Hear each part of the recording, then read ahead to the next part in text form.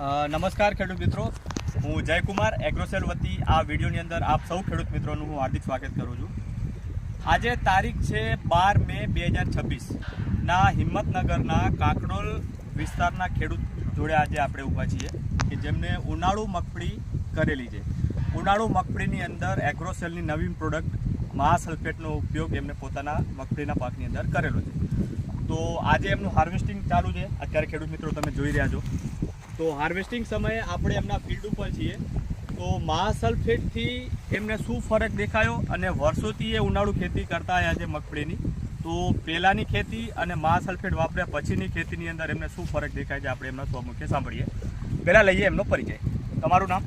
નલિનભાઈ મોહનભાઈ નલિનભાઈ મોહનભાઈ પટેલ, કાકડોલ ગામના તમે વતની છો। તો મહાસલ્ફેટથી તમને શું ફરક દેખાય છે અમારા ખેડૂત મિત્રોને જણાવો।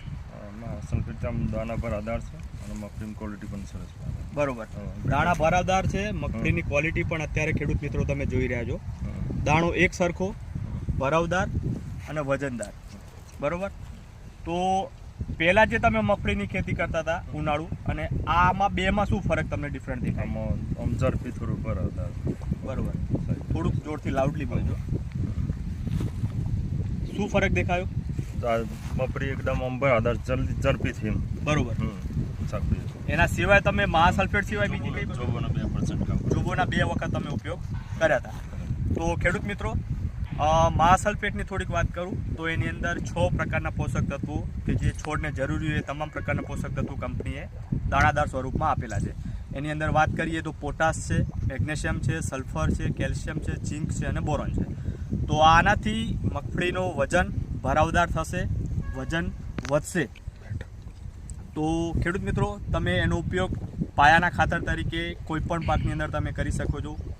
કંપનીની ભલામણ 25 કિલોથી લઈને 50 કિલો સુધી પ્રતિ એકર તમે ઉપયોગ તમે કરી શકો છો। અન્ય કોઈપણ ખાતર જે પાયાના તમે વાપરતા હોય એની સાથે તમે મિક્સ કરીને ઉપયોગ તમે કરી શકો છો। તો આ ખેડૂત તમે જે વાપર્યું તો તમે બીજા ખેડૂતોને તમે શું ભલામણ કરશો? વપરાય, બરોબર। તો તમારો ખૂબ ખૂબ આભાર।